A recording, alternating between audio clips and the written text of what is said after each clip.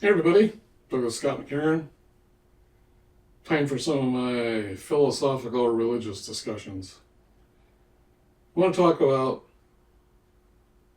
what's often referred to as Gnosticism. Um,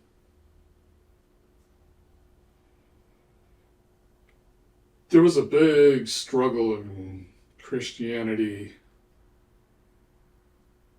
fighting the Gnostics. And when I was younger, I thought the Gnostics were an opposing religion. What's his name? Irenaeus? Several of the church fathers, they fought against Gnosticism. Talking. Well, I guess there are actually some councils where people showed up with walking sticks and hit each other on both sides. Wasn't until the Nicene Council and the Nicene Creed showed up that it was finally established this is what Christianity believes. Up until a Protestant altercation, shall we say. But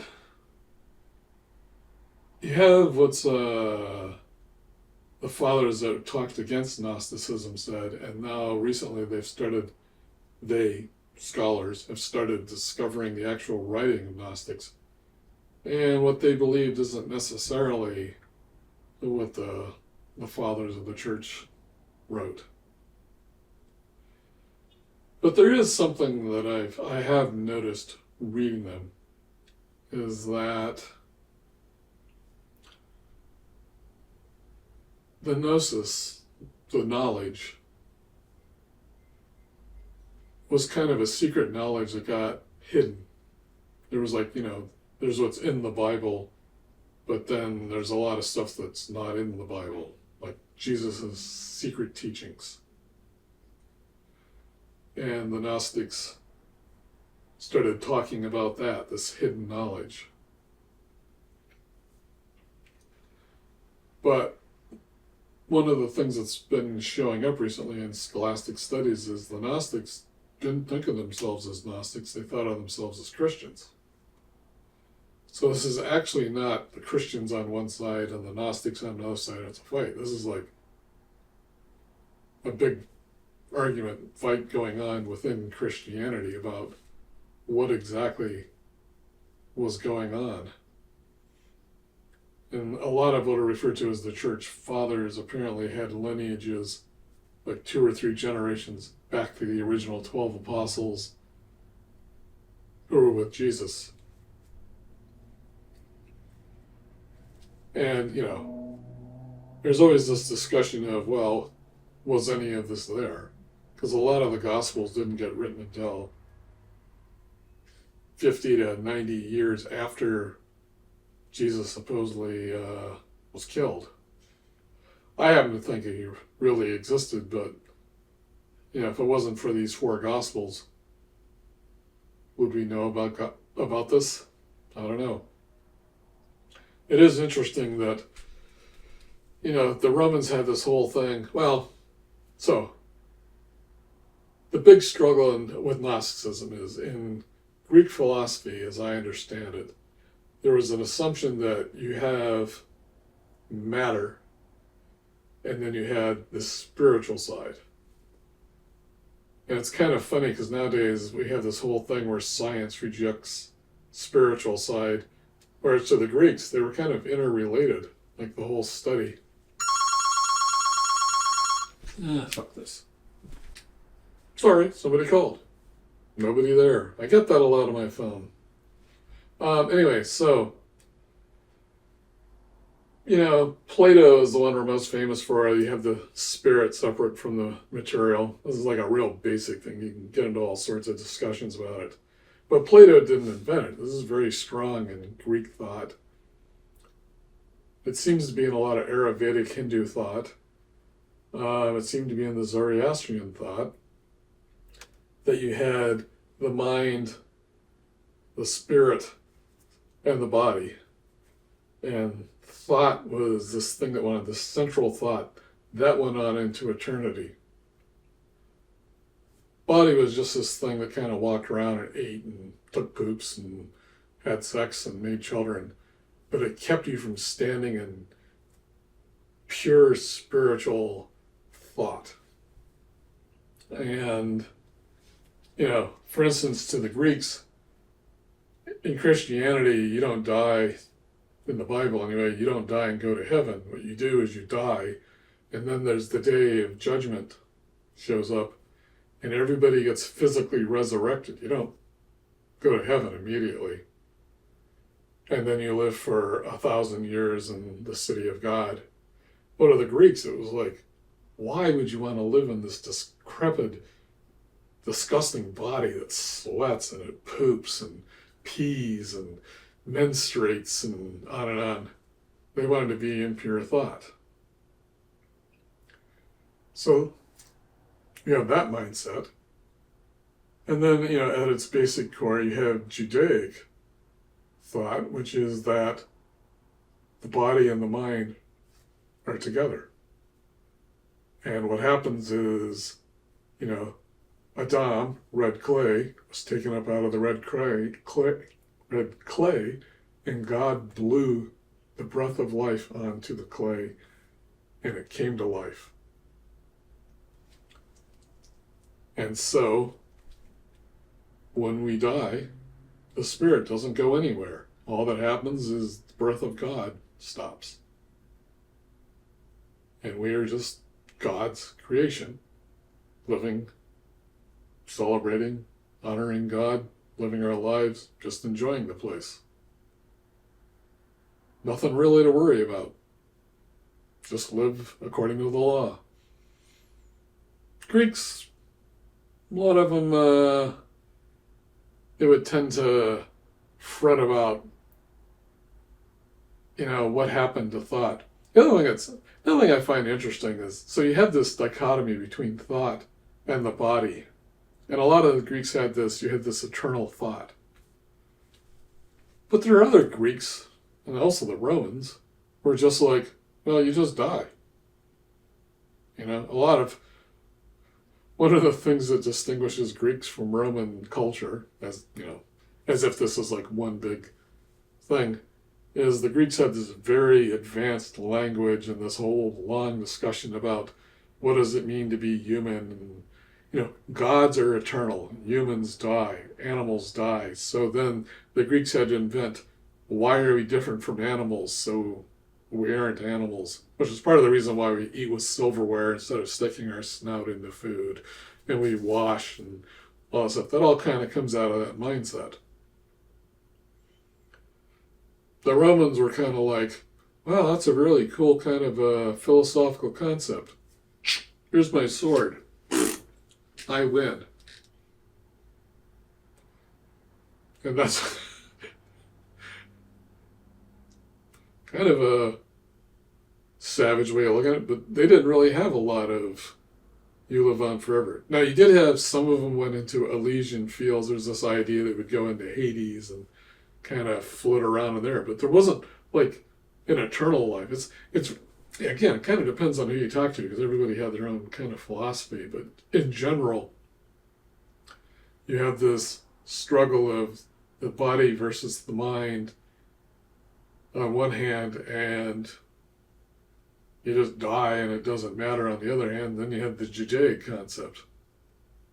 And then you have St. Paul, who sat here and took his experience where he said he saw Jesus, and instead of going to the Jews, he went to the Gentiles. And it's part of the reason why in the Bible, the Jews didn't have the legal authority to kill Jesus. Only the Romans did. But in the Bible, you have the Jews doing it because, you're going to the Gentiles and preaching to them. Well, they don't want to hear it. They're the ones who killed Jesus. So the Gospels kind of started changing. And a lot of these Gospels are written by people they're written in Greek, which means they're mostly among the Gentiles. I think actually all of them are. But then you started having, this Greek stuff started coming into Christianity, and you got this spirit in this body. And a lot of the Gnostics had this thing about the God who rules this place, the demiurge, is actually an evil God. But he was created by God They kind of fell out of favor and became convinced, the demiurge became convinced it was God and created this place, and that's why there's all this chaos and death. And so the goal of a human being is to rise out of the material and up into the thought and up into the spiritual world. And then there are like all these, multiple combinations of levels you got to go through, and combinations of various spiritual levels. And of course, the ones who went further up were more advanced than you, and they kind of held sway over the other people. And the Gnostics were also kind of condescending at those poor, stupid Christians who didn't understand this was what was going on.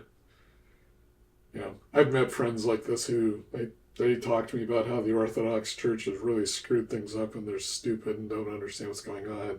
You're really a spirit in the material world. And it actually doesn't matter what you do, because you're not really trapped here. You're a spirit. So, if you want to go getting high and beating people up and having, orgies and screwing your friend's wife and on, well, no big deal. It's just the material world.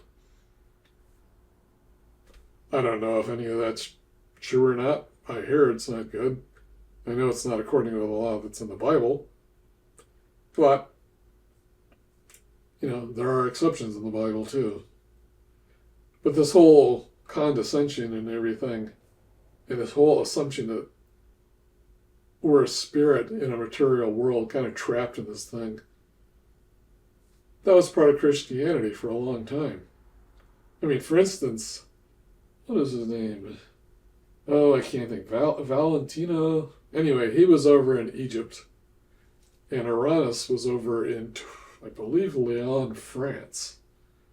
Which is a long way away when you're back in the Roman Empire and they don't have things like telephones and airplanes. So it kind of gives you an idea how widespread Gnosticism was within Christianity.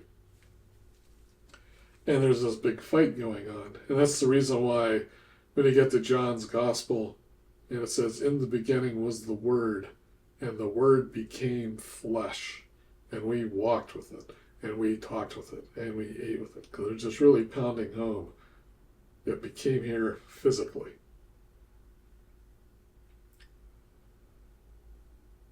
So you have all of these competing thoughts and beliefs about how things are.